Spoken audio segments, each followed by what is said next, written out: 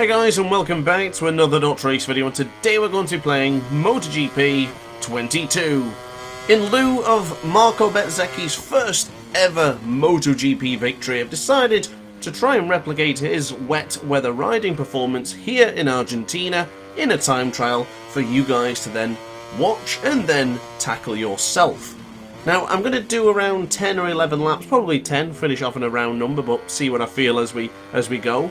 But for now, I've just got to get the feeling back with the wet. It's been a while since I've ridden in the wet. I think the last time I did a wet weather video, at least, would have been the wet weather guide. So I didn't actually heed my own advice. I stayed with traction control on 2, but after I made this video, I did one quick lap to get a thumbnail, and I realised I probably should have increased the traction control. So if you're struggling in the wet, I would advise increasing the TCS. Mine's currently on 2, but probably should have gone to 3 or maybe 4. As far as anti-wheelie goes, I was quite happy with that and don't think I need to change it. But guys, if you do enjoy this video, be sure to hit the subscribe button. It does help out the channel quite a lot, and I'm pushing to get to the next increment of 1,000 subscribers. So thank you for your support so far, but let's crack on. So first and foremost, just watch the Argentina Grand Prix. Marco Bezechhi in a class of his own. Absolutely terrific. Getting his first victory in MotoGP is sensational, and it was coming. It was a matter of time, really. We've seen him in the sprint race yesterday. He was magnificent. And here today, even better. In the wet conditions, I thought he might not fare as well. But as far as Marco Bezechhi is concerned, he woke up with a strange feeling that he thought he was going to be victorious. So, the first benchmark lap time for me is a 1:44.568. Nothing too spectacular. It is a while since I've last ridden in the wet, so I'm not expecting something truly incredible or unbeatable. But I would like you guys to compete and see what lap times you get. You can share them with me in the Discord server by clicking on the link in the description box right underneath the video. Now for turn 3 onwards, I am going to use the ride height device. I find that it does help me bring on the power. It's what they were doing in real life MotoGP, and I have a habit of trying to stay within the realms of what they do in real life and balancing it over with what they do in MotoGP. I know it doesn't really work that way because, after all, it is a computer game, it is different. But I would like to think I do a good job of balancing the realism with the commentary and the riding and, of course, the gaming in my content as well. So that's what I'm looking for, and that's what I'm aiming to achieve. But I'm also aiming to achieve to get into the 143s. Hopefully the 142s if that's not too ambitious.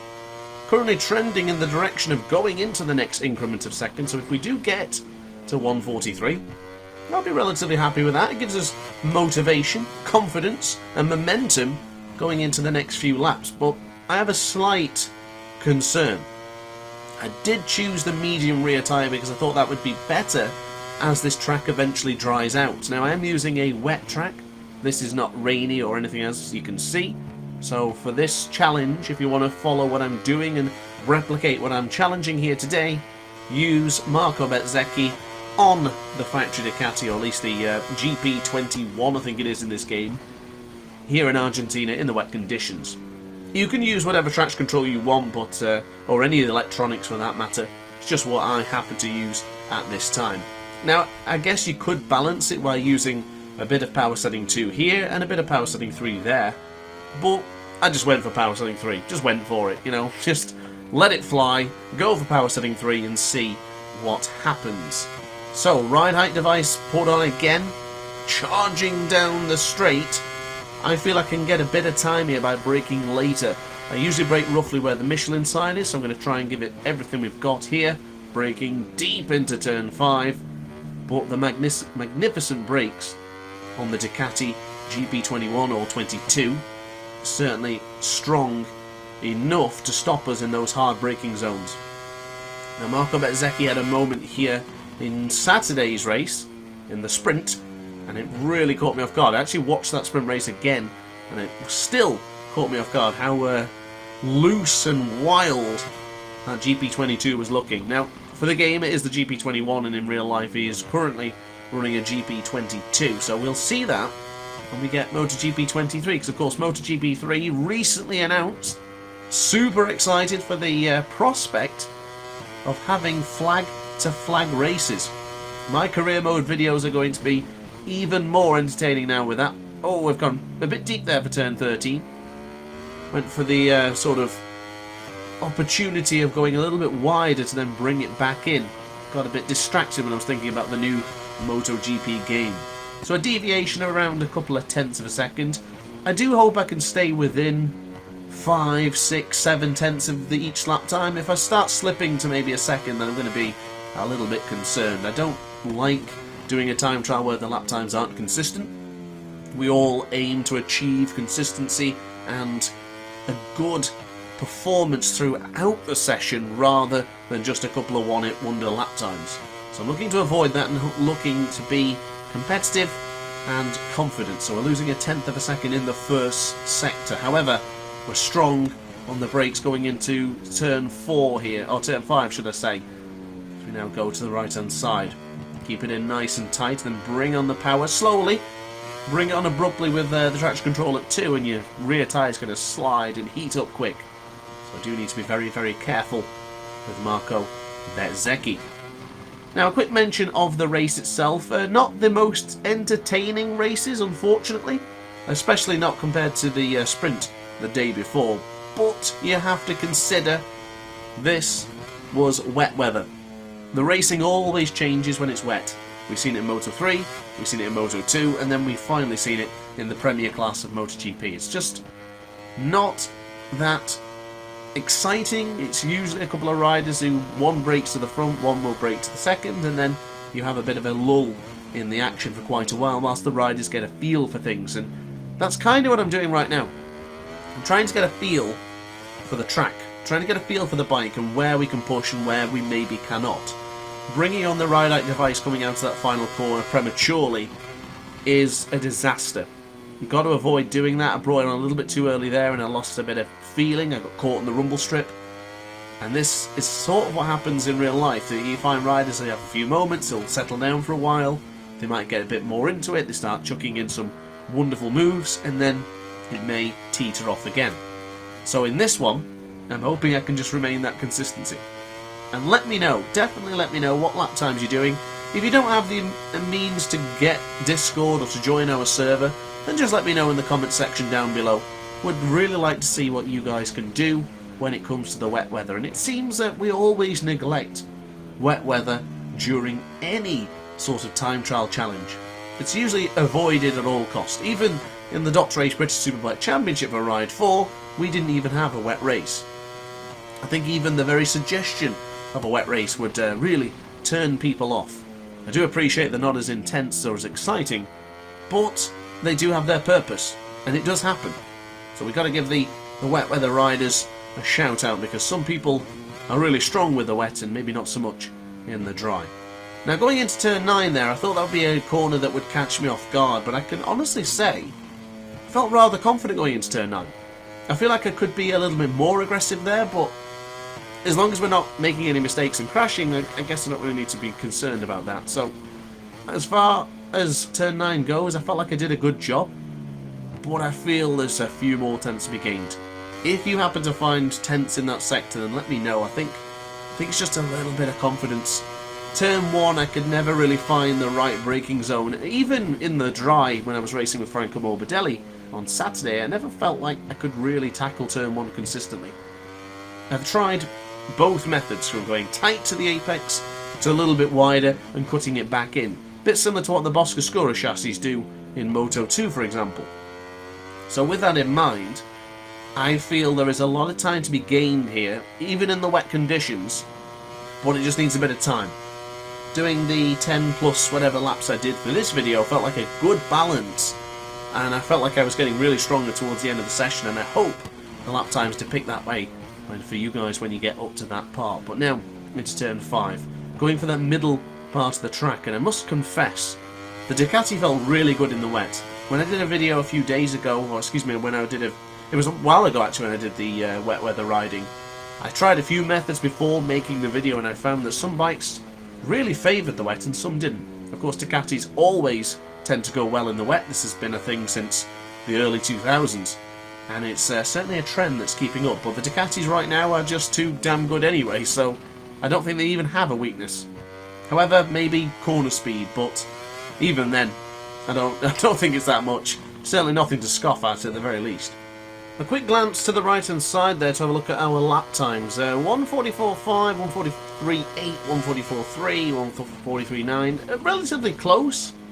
Not too bad of a deviation, but I'm concerned that this lap time is going to be our worst yet. But we managed to pull back a little bit of time there, or at least temporarily, into the penultimate corner. But unfortunately, that is our worst lap so far. That's about a second down, or 9/10, to our fastest one yet. That can't be a good sign. So lap 6 not promising for us controlling Marco Bezechhi. So I need to tweak this. Need to start improving a little bit more.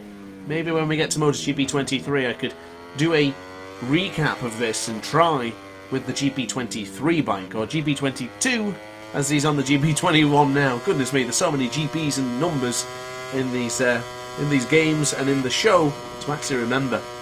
Gotta do a better job of maybe writing that down. So anyway, back on the brakes again for turn 5. Really feeling good in this corner now. I think we can still even go later. I'm going roughly after the Michelin sign above, and then there's a little patch on the left hand side of the track. I'll show you on the next lap where I'm using as a braking marker. Here's a great spot as well for Michelin sign. Underneath, start braking in there. You can go a little bit later, but I find tight as the apex works better for the 7th corner here in Argentina. So if you're trying to improve your lap time, consider braking roughly near the Michelin sign. And here, there's another white part on the off side of the track to help you brake in there.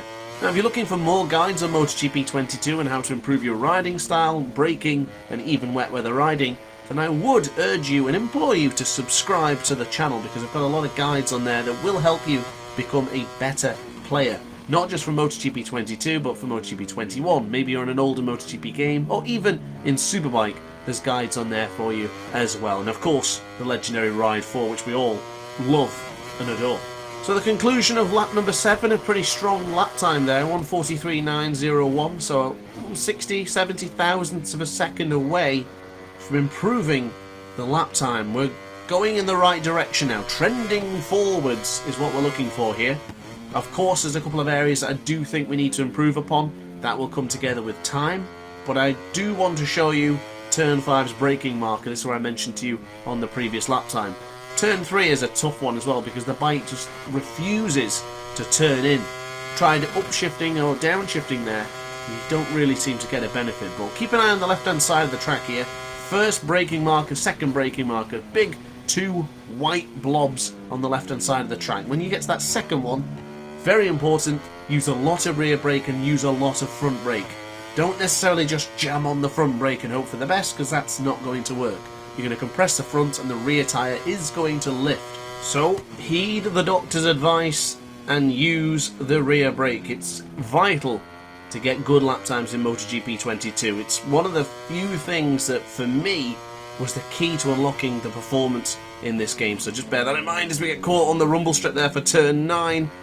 Hearts in mouths moments. I've not really been abusing the rumble strips too much in MotoGP 22 because they are quite deadly depending on the circuit, and if it's wet, then stay the hell off the rumble strips. Any curbs or anything bumps wise, keep away when it's wet. Now that lost a lot of time there. That's my worst lap time yet, is coming in here on lap 8. That's a shocker. What lap time is it going to be? It's a 1:44.9, so almost down into the 1:45s. A little bit concerning, that one, I won't lie to you. So not a very good lap time there, ladies and gentlemen. Got to try and avoid that and stay on the track. Now I'm going to do, 2 more lap times for you now. Pressure is on myself here, really, rather than you guys. We've got to dig down deep here on this penultimate lap if it's going to be. Keep it in tight, almost went too tight. Cutting across the curb there was not something I planned on doing, but I wanted to give it a try just to see what happens. Going for that Johan Zarco line as he overtook Alex Marquez at this very moment here, going into turn 5. Nothing that Marquez could do but shake his head at that one. A little bit deep into turn 5. So unfortunately what time we gained is what we're losing. Still relatively close, only losing a tenth of a second on this exchange of lap times. Could be solid, just got to keep it in tight now. Brake early here. Not too aggressive, because that happens. You get the rear tyre lifting up. But still solid. Bringing on the power now. Down by 2.5 tenths of a second. 2 tenths, maybe a little bit less. Braking firm now for turn 9. Still a bit wide. That's going to cost us. It certainly did. That cost us around 2 tenths of a second for just going a smidge wide for turn 9. Corner I didn't really feel I had any trouble with is suddenly rearing its ugly head as a hindrance for our performance. So we're going to keep on pushing. Give it, what, 2 more laps, maybe 1? Maybe I fancy another one. I'll keep you guys guessing. Who knows how many I'm going to do. But across the line, keep away from the rumble strip if we can. We're back into the 144s. But the good sign there is when the low 144s. 144.2 is getting us closer and closer to that 143.8 that we set so many laps ago. That was the 4th lap we set that one, ladies and gentlemen. And we still haven't bettered it. We've got a lot of work to do here. And so far, going into the wider part of that corner there for turn 2, and then back over here to the right for turn 3, they're doing the Johan Zarco line again, bringing on the ride height device. Was it better? I guess you guys are going to have to test that one out for me. I might test it again on another lap just to see what the difference is. But braking extremely late now, just kissing the rumble strip on the left-hand side there as we brake quite tremendously for turn 5.